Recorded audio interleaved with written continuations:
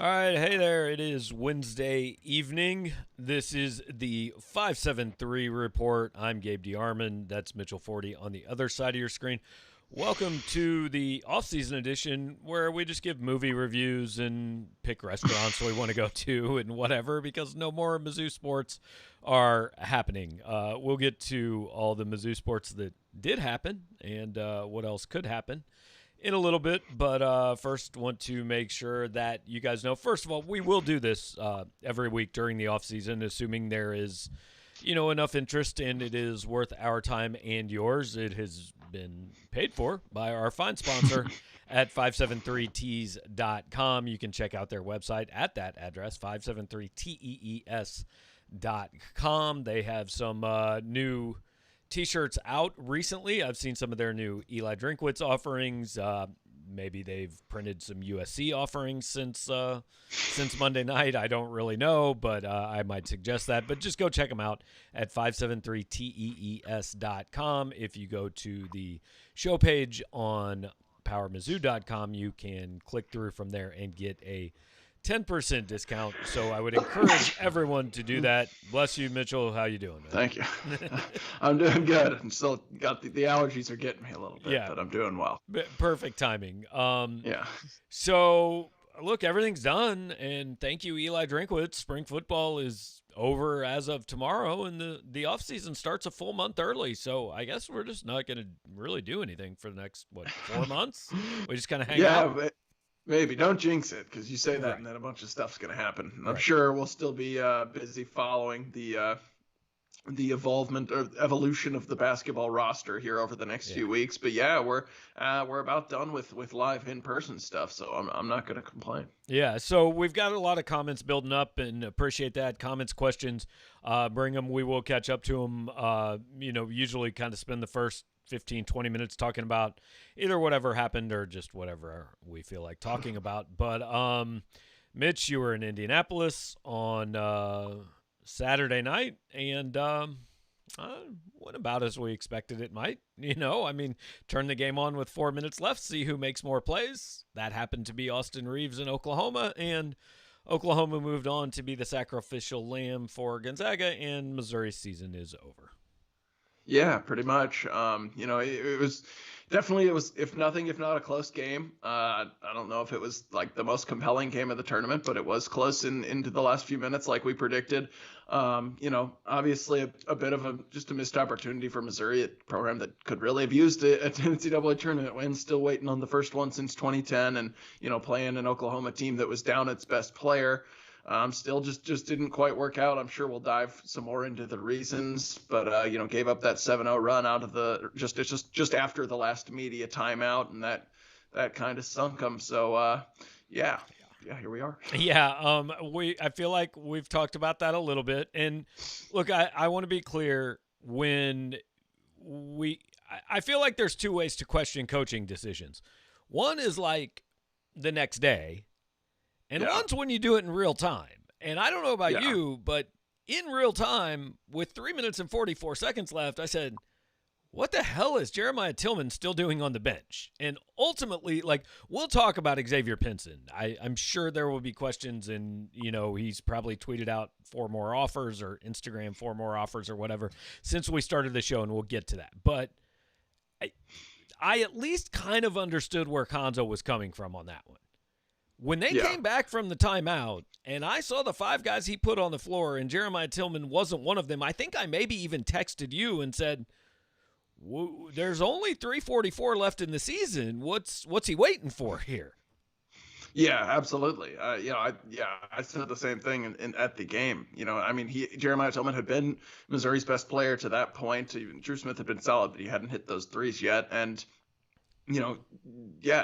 like you said, he might as well foul out if you're not going to put him out there. Like, if he plays a couple minutes and fouls out, fine, you have to deal with him without him in a closer game for a couple of minutes. But to ultimately have it work out the way it did with Oklahoma going on that 7-0 run, then that was definitely something that I think we both picked up on in real time, and that I think it's very fair to second guess. Yeah, and the other one, and it's kind of related because Tillman's on the bench. It's 63-57. Missouri comes down, and It may not have ended up being the most important possession of the season, but to that point, it was the most important possession of the season. Results in Mitchell Smith taking a three-pointer with 20 seconds left on the shot clock. Mitchell's a good kid. He works very hard. Predictably, the shot did not go in. And I relate that to coaching only in the fact that all year long, we have asked Konzo, and not we, you and me necessarily, but people who cover the team. So, Mitchell kind of is taking a lot of threes and not really shooting well. And all year long, Konzo has said we want him to take that shot. So when he takes that shot on the most important possession of the season, that's because the coaches said all year we want him to take that shot. I just feel like at some point you got to acknowledge what your team is, and what your team is not going to win an NCAA tournament game on Mitchell Smith's three-point shooting. Yeah, and I sort of get where Konzo's coming from a little bit, where you need someone at that spot who can knock down a three because that helps you space the floor. And, he even said after the game, Oklahoma's plan was pretty much like, if your fours are going to beat us from three, fine. We'll let Mitchell Smith and Kobe Brown shoot from three. But there's a reason that was their game plan and it worked. It's because those guys just didn't shoot very well from three. So at a certain point, I do kind of feel like you need to adapt by either finding someone else to play those spots, or that's hard to do in the middle of the season. Have them find a way to contribute elsewhere and not take that shot, especially in that situation. And so, you don't want to obviously say, that a 40-minute game came down to just that or anything like that. But yeah, it was, it was definitely one of those things where, especially when Konzo pointed it out after the game that was kind of close playing all night. It's like, you have to kind of give the coaching edge to Lon Kruger there. Yeah, and I feel like most of the people watching this show understand this, but just in case there's maybe somebody out there who doesn't, there's only 5 positions in basketball. And when the opposing coach says, we're just going to let one of them beat us if they want to, maybe that's kind of a weak spot on your team. And it all goes back to the same thing, is the recruiting. I mean, it's just, it's all the same argument, is where was the, and I don't want to say talent, because look, this team made the tournament. They were a 9 seed. But where was the depth on this team? And there just wasn't any. And that's ultimately, I think, I thought the difference in that game, and you tell me if you disagree, Missouri had Tillman and Drew Smith, and that about evened out with Brady Manick and Austin Reeves. The difference was Oklahoma had Elijah Harkless. They had a third guy. And in that game, Missouri didn't have a third guy. Yeah, no, I pretty much agree. Mark Smith had a nice game. He made a few threes, but he was. But they were all early, and then he just kind of quit. The early wide open ones. Yeah, he just disappeared. No, I thought depth was absolutely one of the things, and that was something that showed up, during the whole kind of last third of the season, I would say, when things started sliding a little bit. Mm-hmm. When you've got Xavier Pinson not playing as well, you just don't have a guy who can give what he gives, and there you get stuck in a bind between playing someone who's basically making the team worse, or throwing out a guy who's not an offensive threat, and then you're missing Jeremiah Tillman. You don't have a way to make up for that. So I think that was Missouri's problem for a while, was just they had a few guys who were very good SEC level players, and Drew Smith and Jeremiah Tillman, and after that there just wasn't enough there. Yeah, so real quick before we get into this will actually be kind of a good transition to the next topic, but Pocket Watch, who is a fan of the team that might be hoping that Xavier Pinson ends up there, and we'll talk about that in a minute, but he wants to know what the environment was like in Lucas Oil Stadium, and I'm kind of curious too, because on TV, the one thing I missed watching the tournament on TV is the shot of the crying kids or the band girl, really upset. You didn't have a ton of that. It was mostly coaches and players' families, but what was it like being there? Yeah, there was no band, which actually I was fine with. I'm amen. Not the biggest fan of bands at sporting events, but it was kind of weird. First time I've ever been to a basketball game in a football stadium, for one thing. So, it's just a massive, massive venue to play a basketball game. They had the football stadium split in half and 2 courts. So the sideline where the camera was shooting from, that was out of basically one of the Colts end zones, one of the end zones at Lucas Oil. And so they had the stands weren't pushed all the way up against the sidelines. There was a good 10, 20 yard buffer around the court. Plus, they had like the first 10 rows of seats open. So it just felt to me like everyone was so far away. And it was really quiet down on the floor. We were, at a table behind one of the baskets, basically. And like I could hear everything Lon Kruger and his assistant said all game, every single word, which is kind of cool. Was there anything like really cool that magnitude. You wanted to tweet out or anything that he said? No, not really. They weren't they were chirping at the refs a few times on calls/missed calls, but nothing that I felt like was that notable. They really weren't that interesting. A lot of yelling at for and ones, but that's about it. But yeah, so it was interesting just for a game of that magnitude to have it be so quiet. But it was also kind of cool. Like I said, I don't know. I think just the fact that back at the NCAA tournament and it is kind of a massive stadium, like that part's kind of cool, but it definitely, you missed on some of the fervor of the crowd noise. And I know it's not the first one you've been to, but that's the first NCAA tournament game you've covered, right? It is, yeah. Yeah, it's I don't know, it's actually a really weird experience. It's a whole Powerade cups, and you can't actually really talk to very many people. Actually, in most years, the locker room's open, and sometimes you can't talk to people. But well, yeah, in this case, we talked to very few people, and also even including media members, because we were spread out 6 feet apart at our seats, and stuff like that. Also, I will say, one of the fun things about covering the NCAA tournament was maybe really and truly the loudest the crowd got all night, because you imagine it's a split crowd, so half of it's cheering anytime something happens, but they were all cheering when they did the live look-ins on the Jumbotron and showed Ohio beating Virginia. Yeah. I think that got the most applause of the night. Yeah, the biggest applause at the spring game on Saturday was when they announced Eastern Washington was leading Kansas with 9 minutes left, which did not last. But I remember, when I covered the 2009 tournament, I guess it was in Boise. The cool part was, the hotel I was staying in was walking distance from the arena, and so Missouri played a 4:00 game or whatever, but there was a game at 11, so I just went over and watched an hour of it, and you guys couldn't do that this year, which hopefully it'll all go back, and the next things we cover in person will be regular again. Yeah, for sure. That'd be good. But we mentioned Pinson, and like Stuart West says, this is the starting point for this conversation. Regardless of Konzo, Xavier Pinson was pretty much never coming back to Missouri next year. Now, we started hearing that last year. We were surprised he came back this year. I don't know about you. I didn't expect him back. And that was, to me, that was never, at that point about Konzo, that was, I don't know, this kid is always posting things on Instagram that makes me think he's going to leave. I'm just not sure he loves it here. I think he's not going to come back.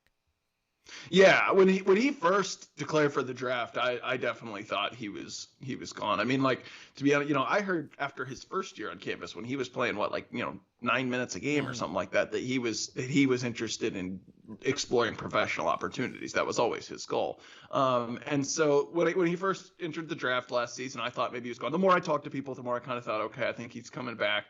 But we said from the jump, just assume that scholarship's probably coming open at the end of this season. So from that standpoint, I do kind of feel like some of the hullabaloo surrounding his departure, him entering the transfer portal, is just people wanting a reason to be mad at the coach and using that. But I do understand, that for people who feel like, he wants to come back to college, this isn't just him going pro, which we'll see. I anticipate he will still enter his name into the NBA draft and get some feedback. Why couldn't it be at Missouri? But I also think that became a much easier thing to explain when we had the last few weeks that we had. Yeah, and look, I don't want to. We're not carrying Konzo's water here. He shares in this, I think. And, I think your job is to understand that not every kid is the same. Not every kid is Javon Pickett or Drew Smith, who's going to come in here and pretty much coach himself and work his ass off. And, some kids do take a different approach. And I think it's at least fair to ask at this point in time if Konzo's willing to take that approach with some guys and put up with some of the stuff that, let's be honest, you got to put up with. There's some divas and drama queens in high major basketball, and if you're not willing to put up with it, bottom line, you're not winning. Not at the level people want you to. Yeah, 100%. And it is tough. It's a fine line because, on one hand, yeah, it's easy to say like, oh, look at all the guys who have transferred out under him. You've got Pinson, you've got Trey Jackson, you've got Mario McKinney, even though that was kind of a different deal. But you can say like, look at all these guys. One, everyone's situation is different. And two, you really and truly are very hard pressed to find a college basketball team that doesn't have 2 to 3 guys transfer out every single year. It's just the nature of the beast. I mean, there are almost 800 players in the transfer portal right now. It's ridiculous. That said, we have seen, to this point, maybe a little bit worrisome ability to kind of get guys on board and to stay on board who have the ability that some of, that this team is somewhat lacking. Like we've said for all the time, all season, Xavier Pinson has that dynamic ability to beat his man one-on-one and get you a bucket, and not many other players on Missouri's team had. And so, at a certain point, you do have to kind of be able to, walk the balance between not like compromising everything you stand for and all that, and getting those guys to stay on the team and continue to buy in and contribute. And this is the first one. And look, maybe Pinson goes pro, and this is just not a thing. He just wanted to leave. But he's posting these offers on social media, and it does seem a little more likely that he actually plays in college. And I'm just going to say it right now. If he plays in college, I fully expect it to be in the SEC. 2 of his 3 offers are from SEC teams, and I think there's a little bit of, oh, man, I'd love to come to Mizzou Arena and score 27 next year in that kid. And look, he hasn't talked to us. That's just a guess. But, the only one, like the Trey Jackson thing, it raised an eyebrow for me because I thought, I don't know, he seems like he has an ability. Now, look, he's gone to Seton Hall and done almost nothing. So maybe they end up being right on that one. I'm not talking Blake Harris or Mario McKinney or things like that. That didn't even raise an eyebrow for me. Axel Okongo going to whatever, Eastern Michigan or wherever he went. I don't care. Yeah.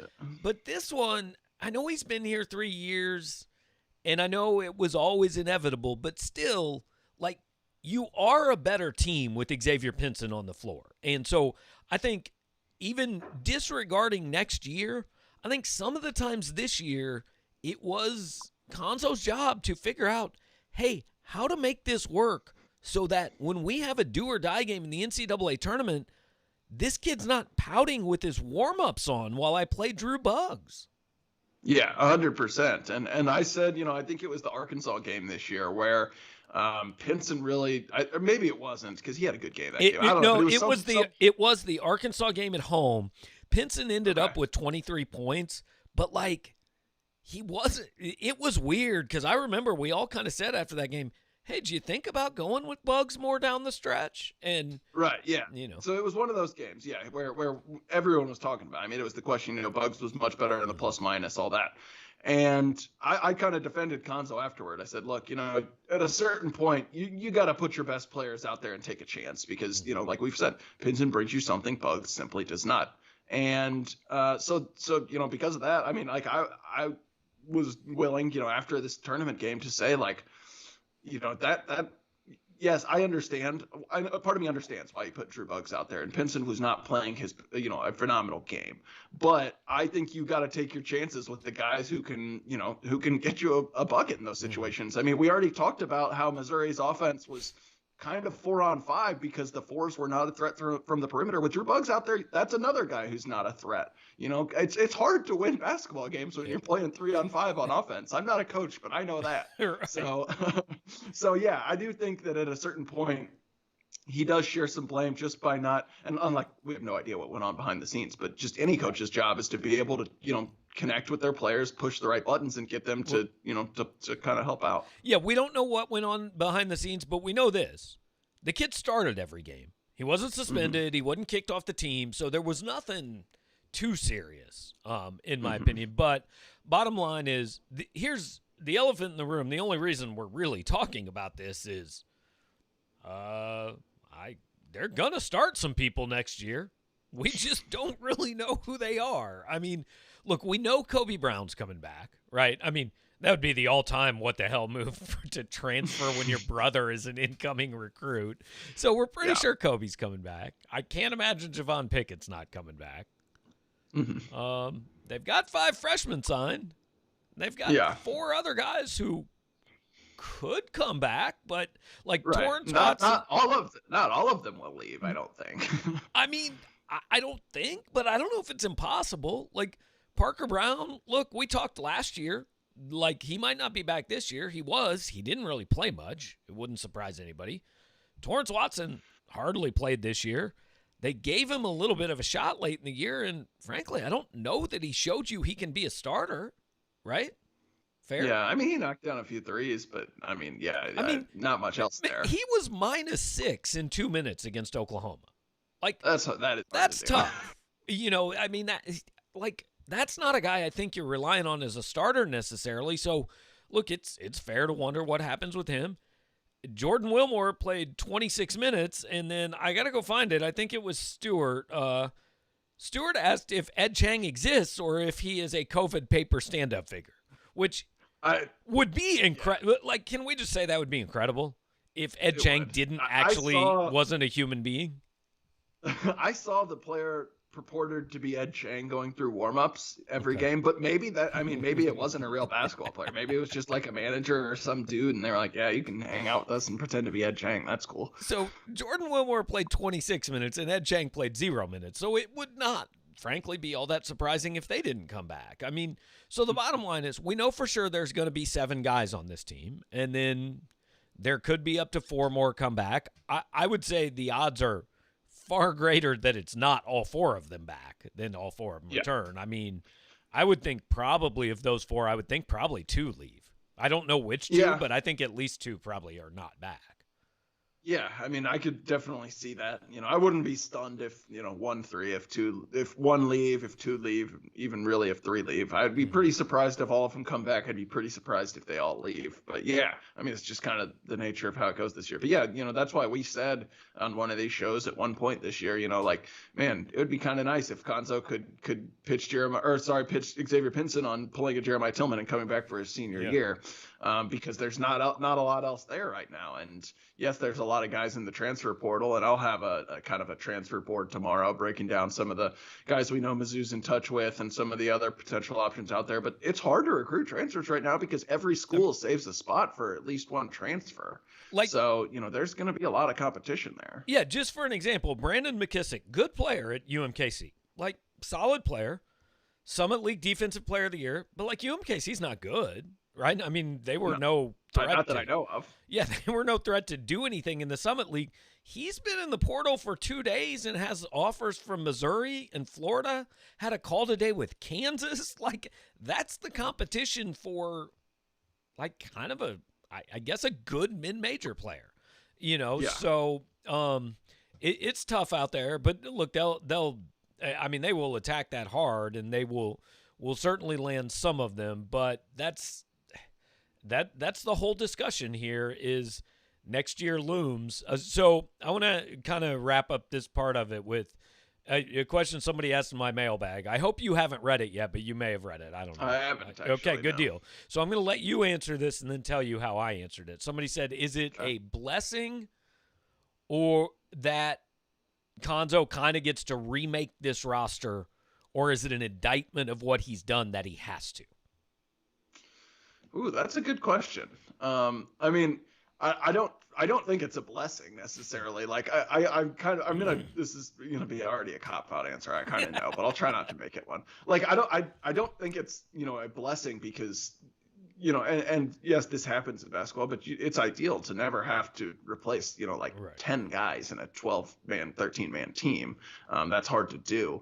I don't know if it's also don't know that it's an indictment because, you had this senior class that kind of, that was part of the reason you were good this past season. But I lean more, I'll say this. How about this? I lean more towards the latter. The recruiting classes the past few years were not good. And those were the biggest issue with this roster. Mm-hmm. And that part of that is because of guys leaving. Part of it's just because, they didn't, they didn't sign guys who have really contributed in those classes other than Kobe Brown. So I'll lean more towards the latter. There are basketball teams that do this and it's okay, but I think it is less than ideal, and it is partially because of poor recruiting the past couple of years. Right. Like remaking this roster is not like John Calipari remaking his roster when 6 dudes get drafted in the first round. That's a little bit different deal. But I mean, if you thought your answer was a cop-out, I took it even a cop-out step further. I just said, perfect. Like, ultimately, we can't answer that question for 2 years.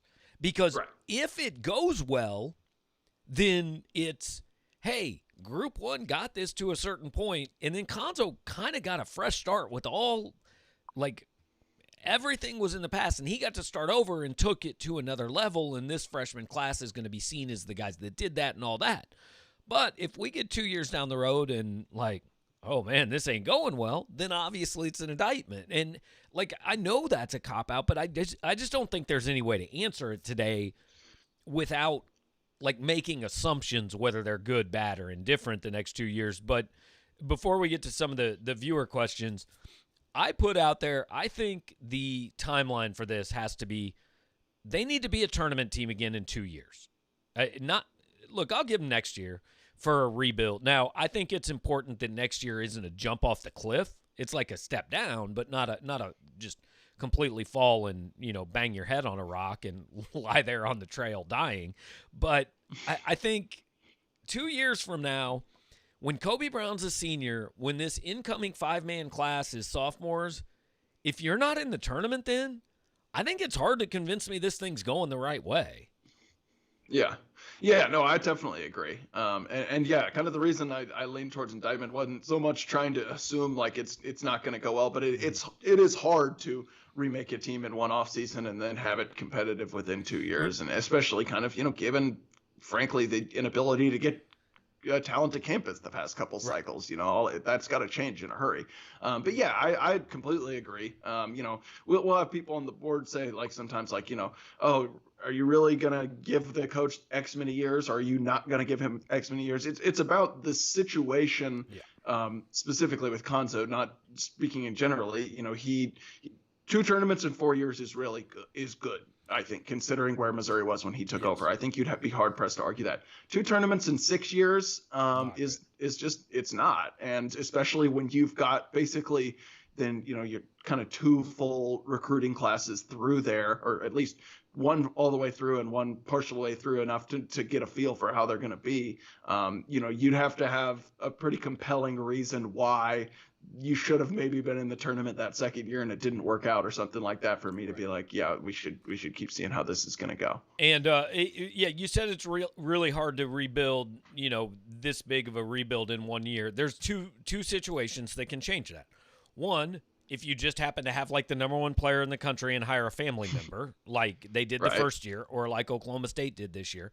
Or 2, if you get that guy, and I can't think of a good example. I know there are examples out there, but if you get that guy that's like a Cassius Robertson, right? Kind of the mid-major guy that all of a sudden he comes to a high major program and he's not just a contributor, but he's like suddenly the best player on your team. I mean, if that happens, okay, then you can see it happening, but both of those are the exception rather than the rule. Yeah, no, I definitely agree. And especially given how much in demand transfers are right now. Right. No question. So we're going to get to your guys' questions in just a second. Before we do, I want to remind you one more time.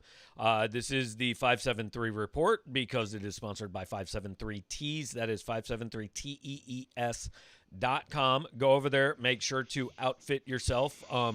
Look, things are opening back up. You're getting shots. Like, you're going to be allowed to go outside. So your gym shorts and the T-shirt that you ripped the sleeves off of that you've worn for 7 straight months probably not going to work. You probably need a new T-shirt, new hoodie, whatever. Go get one, 573tees.com. Go through the link on Power Mizzou. You get 10% off. That makes it cheaper. So you guys should do that because cheaper is better than, not cheaper. We want to go to your guys' questions now. So Case says, do you think Mizzou hoops will see any kind of attendance boost from this season? I want to get the smart-ass answer out of the way. Yes, because only 3,200 people were allowed in the building. I feel confident more than 3,200 people a game will go next year. But I understand that's not what he means. And that's kind of why, like, the last month of this season hurts is you felt like maybe you were building something that people would be excited about going into next year. And now I don't really know that there's much excitement around this thing. Yeah, no, I totally agree. For both the fan and recruiting perspective, right. It'd be a lot easier, I think, to sell transfers on coming in. Like, we were a Sweet 16 team last year, so we've got those pieces, some of those pieces, but also there's immediate playing time for you versus like, yeah, we won some games in January, so right. December, January, that was cool. Yeah, like I totally agree, and so yeah, there will be more attendance than there was this year, but I think this program's always going to struggle a little bit with attendance. They're not going to fill up that arena consistently, unless you have a year like the Porter year, and especially where right now I don't think there's a ton of buzz around the program. Obviously, we'll see what happens in the transfer portal. So, somewhere between 3,200 and full. I mean, even if they do really well in the transfer portal, like unless it's a situation where, and look, if I'm being honest, I don't think this is going to happen. And when I throw this name out, I want to be clear. This is the kind of thing it would take. If Caleb Love were to transfer from North Carolina, if he were to enter the portal and Missouri would land him, that's the type of thing that could get people excited. But, like, if you get a guy from, who was the kid they just offered? From Green Bay. Yeah. He might be a really good player, but it's not selling tickets, and even this incoming class, Trevon Brazile, Yaya Keita, Sean Dewar-Gordon, all these guys, like, they may end up being really good players, but it's a very similar class to, the Denman Bowers English class. And I'm going to be honest, I was here when those guys were signed, and it wasn't, oh my God, I can't wait to see these guys play. It was, I don't know, we got a bunch of 3-stars, like, we're already pretty good. I guess we'll see, right? And that class turned out to be great, but the day it was signed wasn't this, oh my God, I can't wait to buy tickets to watch Lawrence Bowers play. And I'm not trying to be like snarky about it. I love Lawrence. He's one of the greatest guys I've covered, but just the point is I don't think they're selling tickets based on, I want to go see Anton Brookshire play. Because it's just not that level of a class on paper. Yeah. So. No, yeah, I completely agree. Okay, so let me keep rolling through. Okay, Jacob Stouffer says he's also wearing his All Juice t-shirt, so I appreciate that. That is that's a nod to our friend Therese Paler, so hopefully, look, I've tweeted that out. Hopefully you guys know about that. You should go buy one. It's a very comfortable hoodie. I've worn it twice this week. Maybe I should do laundry at some point, I guess, but that's kind of another subject. Let's see. Keep on rolling through. The transfer portal situation this year, Stewart says, favors Mizzou potentially getting through a lean time for their roster. I mean, I agree just based on the sheer numbers, right? Yeah, I guess if you have a year where you need to pull in 3 or 4 transfers, it's best to have the year where you have more to choose from, in theory. Right.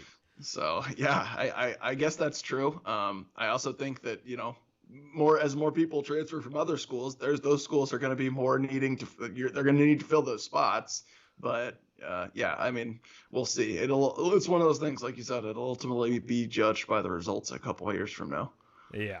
All right. Jeffrey Weber says we basically recruited 1 player in 2 years. That is unacceptable. How do you build a program that way? And, like, look, I mean, that, as of now, the last 2 years is Kobe Brown, right? Mm-hmm. I mean, that's the recruiting. Yeah, I mean, like, maybe Jordan Wilmore, like, needs some time to develop and all that. I guess he does have one of the things they say you can't teach, which is size. But, yes, as of right now, the only player from the past 2 years who's still on the roster and has contributed anything is Kobe Brown. So Jacob wants to know if Konzo has ever mentioned Ed Chang. Like, we asked about him like 3 or 4 games in, I think, and then after that, like, you don't ask about, like, we didn't ask him any questions last year about Evan Yerkes, right? You don't ask about the guy that's not getting on the floor. But he says, I wish we had asked about Evan Yerkes. Fair, yes. I think someone said he was a lights out 3-point shooter in warmups, but that's warmups. So you said you saw Ed Chang in warmups. I want to know if that's true. Is he actually a lights out shooter?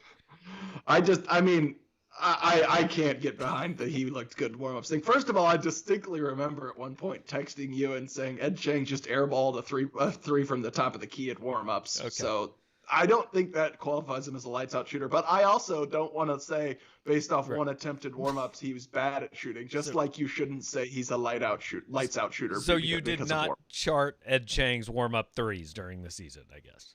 Believe it or not, no.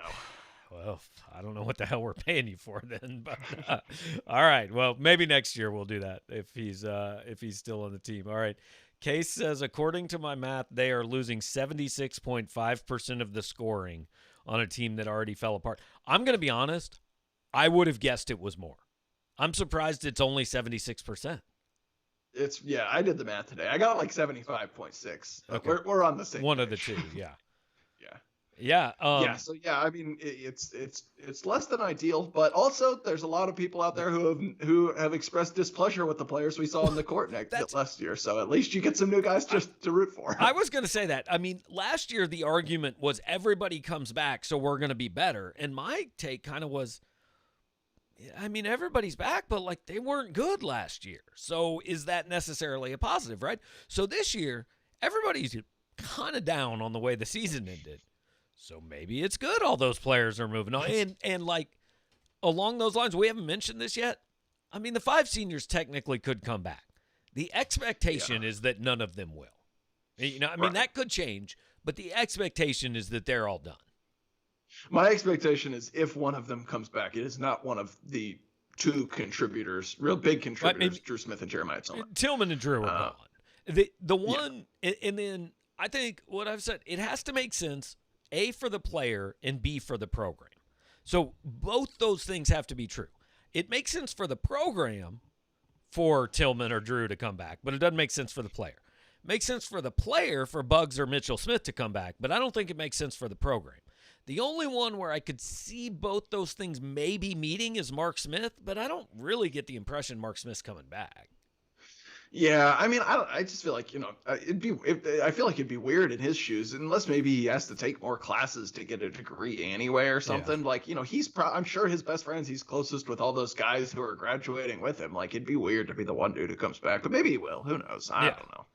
Yeah, we'll see. Assuming no one else leaves, how many transfers can they bring in next year? So if nobody else leaves, they can bring in 2, I think, right? Correct. So they can bring in at least 3. Somebody's leaving. Someone else. I'll say this too.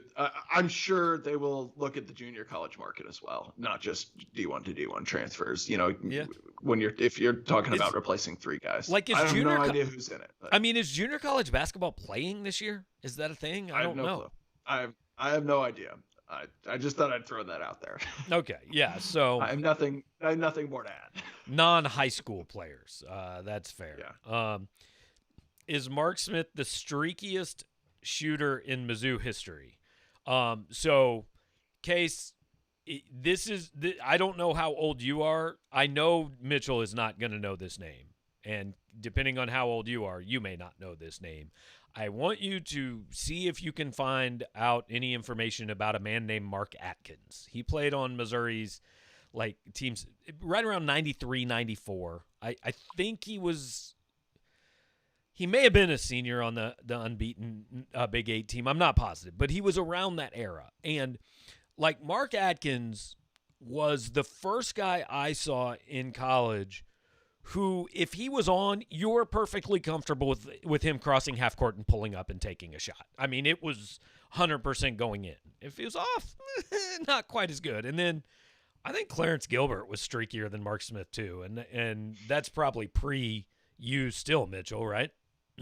Yeah, I mean, I'm familiar with Clarence Gilbert, but I do not remember watching him play. Yeah, I mean, he scored, I think he had 12 threes against Iowa State in a triple overtime game, scored 43, and then in the regional final against Oklahoma went, I think, 1 for 13. So, Yeah, the reason I'm familiar with Clarence Gilbert is because he's in the Mizzou record books in ways both good and bad. He's in there several times. and the thing about Mark Smith is, yes, he's streaky, but I don't know what the most threes he ever hit in a game is, but like Mark never had a night where he hit 7 threes that I remember.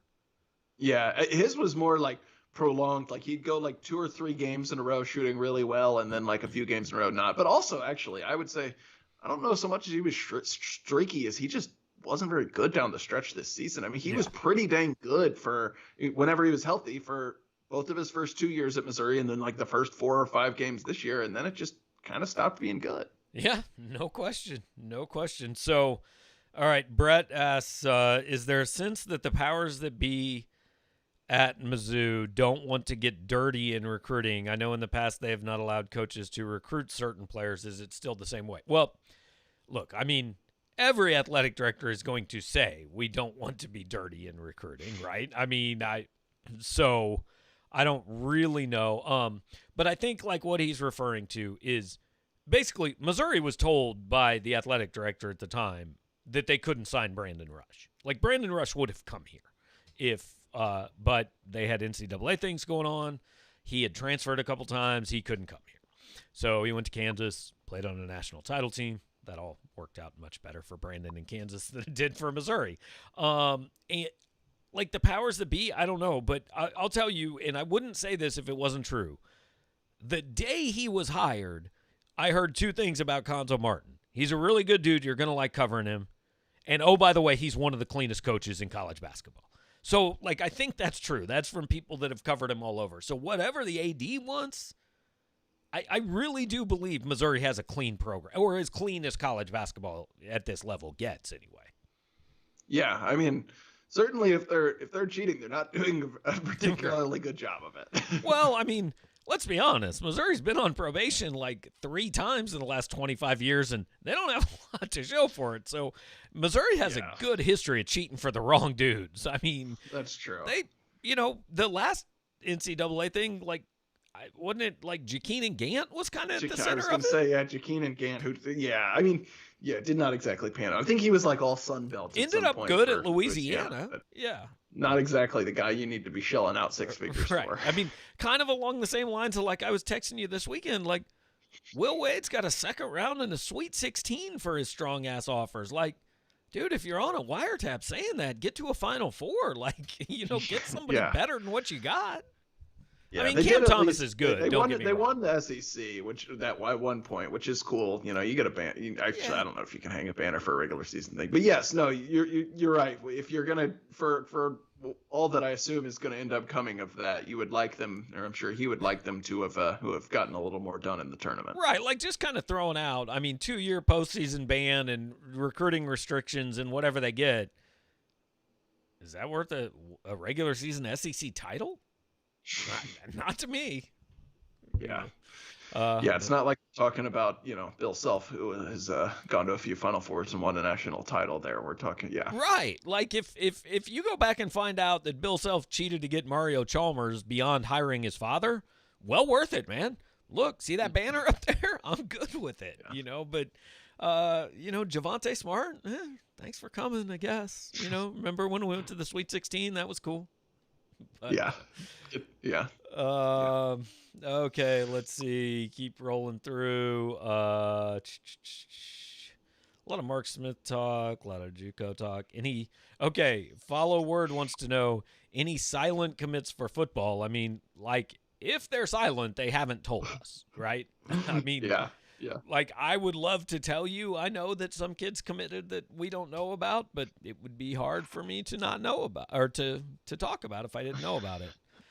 Yeah, generally speaking, if we know, you all know. And also, if for some reason we run into a situation where we're like, okay, this is going to happen, but we can't tell you yet, unfortunately, and you should still watch this show, but we're probably not breaking that news on the 573 report. Right, yes. And we would hint at it but there's truly, we don't know. There's nothing. Yeah, no, really. Yeah, that wasn't my point. I was just saying that it would be incredible if we came on here and we're like, by the way, so-and-so, silent commit. Watch, it's coming out tomorrow. Yeah, that'd be great.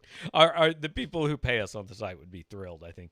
What 2 or 3 players shot in the spring football game? So, all right, this is kind of where we can transition. What I've said since Saturday when I went to the spring football thing is that I don't want to call it a game because that is not what it was. It was an hour and 15 minutes of drills. Well, maybe not quite that much, maybe about an hour. And then 30 minutes of the ones and the twos playing two-hand touch. And then about 20 minutes of an actual like scrimmage with the threes and the fours. So of those guys, like Michael Cox, PM legend Michael Cox looked really good. Now, does that mean that he is an actual threat to get playing time and do something? It could.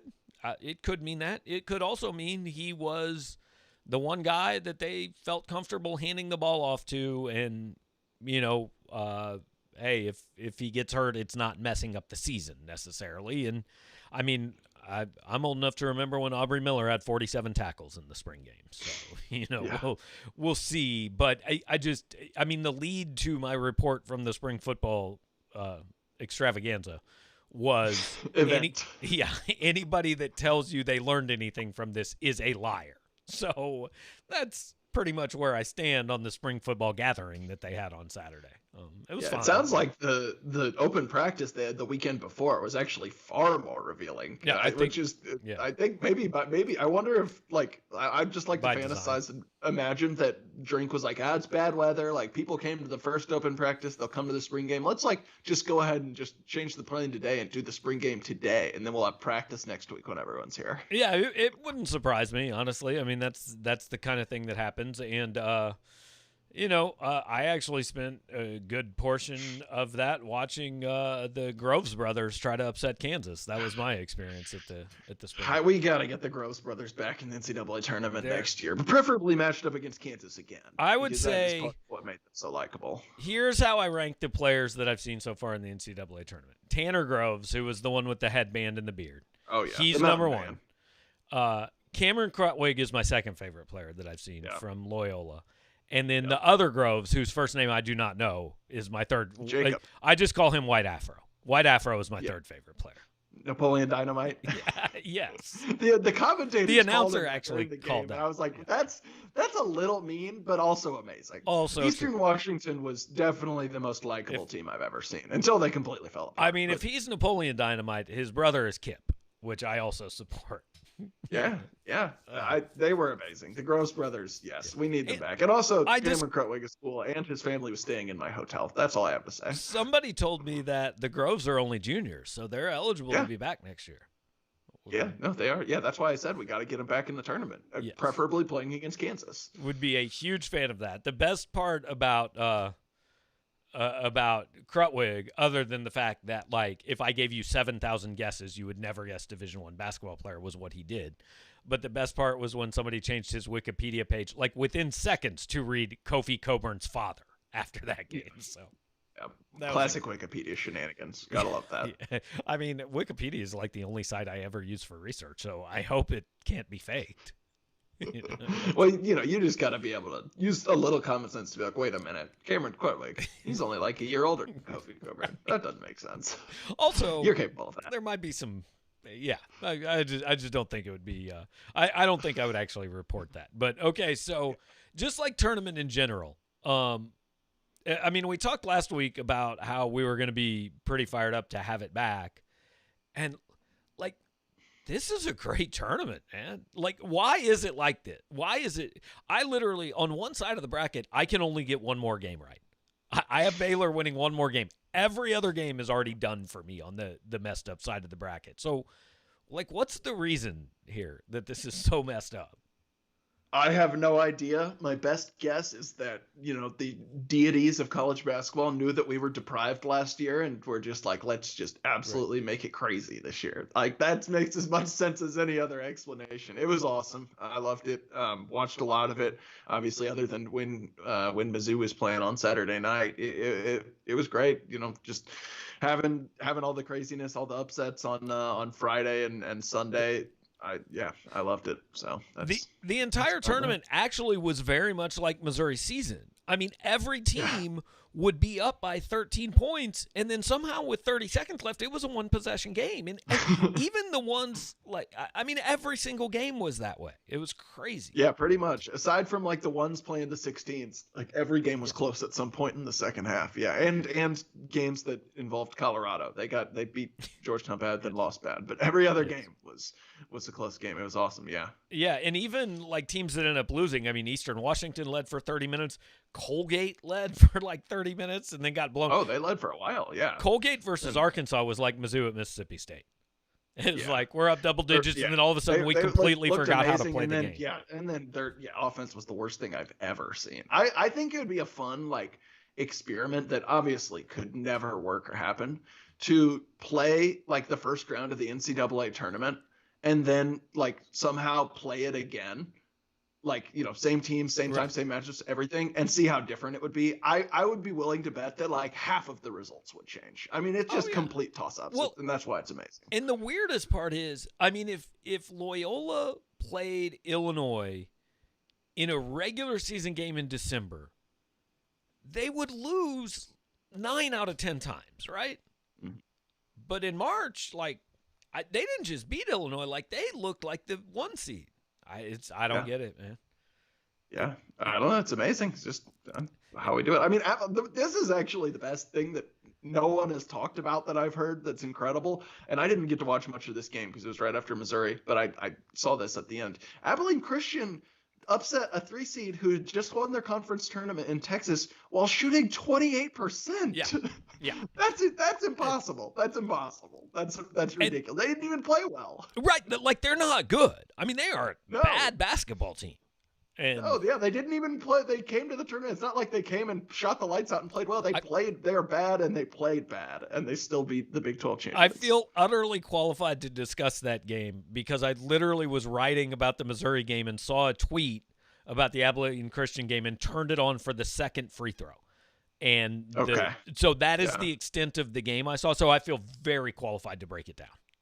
I watched about the last 4 minutes or so. Actually, before that, I had it turned on and on mute, but I wasn't really paying any attention because I was back in my hotel room writing. And then I actually watched about the last 2 to 4 minutes somewhere in there. You're an expert. It really incredible. Yeah, incredible. I mean, yeah, I do. There were a few people like, and you know, this is I don't remember who you are. I'm not really bagging on you, but like on the board that were like, if Abilene Christian can win, why can't Mizzou? It's like, well, if Mizzou had played Texas on that night, I think they would have won. Like, Texas turned the ball over like 27 times. Yeah, anyone would have beat them. Yeah, and I heard a stat that Abilene Christian got 27 more shots than Texas in that game. Like, Texas took 40 shots. Well, I guess that makes sense. That's how you score enough points to win when you shoot 28%. Abilene Christian's offensive rebounding percentage in that game would have been 4th in the country if that was their percentage for the whole season. So credit to Gary Parrish and Matt Norlander for those stats. Case wants to know, what if I told you on Wednesday night in November that Oral Roberts was going to make the Sweet 16? So here's what I was thinking. I covered that game. Like, I was at that game. I don't ever remember hearing of Max Asmus. Like, I didn't know he was a player, and he ended up being the leading scorer in the country, and him and Obander led them to the Sweet 16. I had no idea who they were. I was in the same building with greatness, and I didn't know. It really is remarkable. I mean, it was not a particularly close game. I think Mizzou put up like 91 on them. 91-63 or something. They also, on the other team that, like, I don't, that's one I really don't understand, because it's not like they were just like a team that was like pretty talented, but like, you know, maybe a little underseeded, like blitzed through their league, and there was like, they can carry it over against good competition. They were the 4th seed in the Summit League, and they totally fluked out to, I think, in the semifinals, like South on like Dakota a weird reverse tip thing at the buzzer. They did not really belong in the tournament. But now they're in the Sweet 16. Amazing. How did that happen? Because, man, those 2 guys are good. Like, I couldn't name another player on their team, but those 2 guys are really good. Yeah, they are. They score a lot of points. I don't know. Just also remarkable. Florida.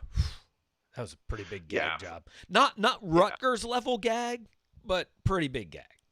Florida, and this is I hopefully Florida fans don't like find this and get mad at me, although they probably hate their team. But like I just am going to say that from my experience, Florida is bad at closing out games, because I watched them against Missouri when they gave up the layup to lose, against Virginia Tech when they gave up that 3-pointer at the buzzer after some dude missed both of his free throws, and then against Oral Roberts when they failed to score for like the final 3 minutes. So not a good end of game team. Yeah, not a particularly just good team. They're just that's they're true. there. They're fine, you know. All right, so I don't know. Next week, like, we're gonna do a show and we'll talk about things. I don't know what it is. Missouri's on spring break. Maybe we'll tweet Drinkwitz and ask him if he could get a couple of commitments to give us something to talk about. But we'll find ways. You know, sometimes the show tends to be better when we just talk about things that aren't at all related to Missouri sports. So we hope you hang out with us in the future on Wednesday nights. We hope you go to 573tees.com and buy things. And we hope you buy subscriptions too. So hit the like button before you leave. Subscribe to the channel. We will be here, as far as I know, weekly throughout the offseason, just kind of catching up on whatever happens. But it's very weird. Like, I don't know what I'm going to do for the next 4 months. So. Yeah, well, you're about to be fully vaccinated. Get out and live your life. Yeah, I'm going to go start coughing on people really soon. So, yeah. All right. Well, thanks for watching, guys, and we'll be back next week. Talk to you then.